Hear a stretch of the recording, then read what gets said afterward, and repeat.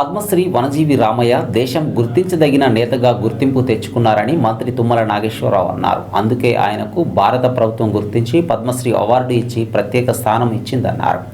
వనజీవి రామయ్య బహునిర్పేద అయ్యుండి 1 కోటి మొక్కలకు పైగా నాటిన మహనీయుడన్నారు. ఆయనను ఆదర్శంగా తీసుకొని నేడు తెలంగాణలో ప్రతి ఒక్కరూ ఓ మొక్క నాటాలని పిలుపునిచ్చారు.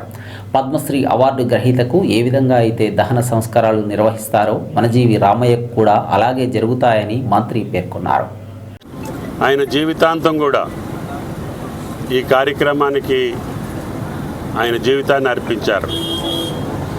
నాకు గత 30-40 సంవత్సరాలుగా నేను ఏ ప్రభుత్వంలో ఉన్నా కూడా అతనికి ఈ కార్యక్రమం యొక్క అవసరం, ఆయన చిత్తశుద్ధి, ఆయన కమిట్మెంట్ దేశమంతా రావాలని చెప్పి ఆయన ఏది అడిగితే అది ఆనాడు జిల్లా కలెక్టర్లకు చెప్పి ఆయనకి సహకరించాం.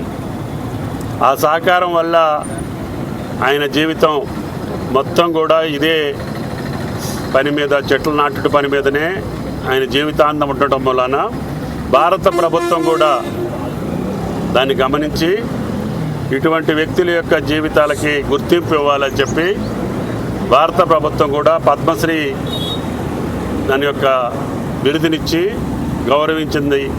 భారత ప్రభుత్వానికి కూడా ధన్యవాదాలు. అంటే ఇటువంటి సామాన్యులు ఒక మంచి సంకల్పించి పనిచేస్తే ఏ స్థాయిలో గుర్తింపు వస్తుందో రామయ్య గారి జీవితం దీనికి తార్కాణం అని చెప్పి మీకు విజ్ఞప్తి చేస్తున్నాం. కాబట్టి ఆయన మరణానికి మనం నివాళులు అర్పిస్తూనే వాళ్ళ కుటుంబ సభ్యులకి సానుభూతిని తెలియజేస్తూ మన అందరం ఆయన గారి గుర్తుగా ఇంట్లో కానీ మీకున్న భూమిలో కానీ తలా ఒక మొక్క నాటి రామయ్య గారి పేరు మీద ఆయనకి నివాళులు అర్పిస్తే మంచిది. అప్పుడు ఆయన శాంతిస్తుంది. కాబట్టి దయచేసి తెలంగాణ ప్రజలందరూ కూడా వనజీవి రామయ్య గారి జీవితాన్ని దృష్టిలో పెట్టుకొని అధికారులు కావచ్చు, ప్రజలు కావచ్చు, ప్రజాప్రతినిధులు కావచ్చు, ప్రతి ఒక్కళ్ళు కడు పేదవాడైనటువంటి రామయ్య గారు ఈ మహాసంకల్పానికి పూనుకొని భారతదేశ స్థాయిలో గుర్తింపు పొందారు. ఆ గుర్తింపుకు తగ్గట్టుగా ముఖ్యంగా మన జిల్లా అడవులు కోల్పోతున్నటువంటి సమయంలో అందరం కూడా చెట్లు పెంచి మీకు ఉపయోగపడేవి, మీకు లాభాన్ని ఇచ్చేవి, మీకు ఆదాయాన్ని ఇచ్చే చెట్లే పెంచుకోండి.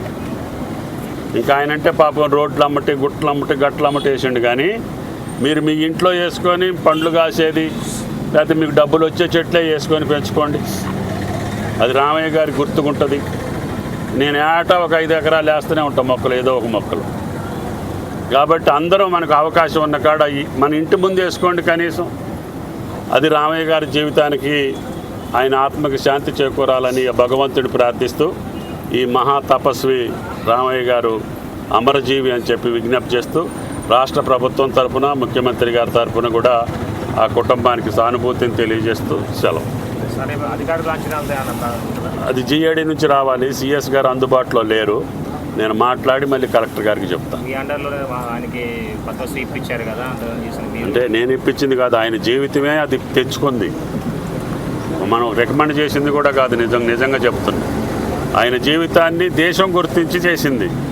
ఆ పద్మశ్రీలకి ఏ రకంగా చేస్తారో నేను కలెక్టర్ గారికి అదే చెప్తున్నా. చీఫ్ సెక్రటరీ గారు ఢిల్లీలో ఉన్నారు, అందుబాటులో లేరు. రాగానే పద్మశ్రీ అవార్డు గ్రహీతలకి ప్రభుత్వం ఏ రకంగా దాన సంస్కారాలు చేస్తుందో ఆ పద్ధతిలో ప్రిపేర్ అవ్వమని చెప్తున్నాను.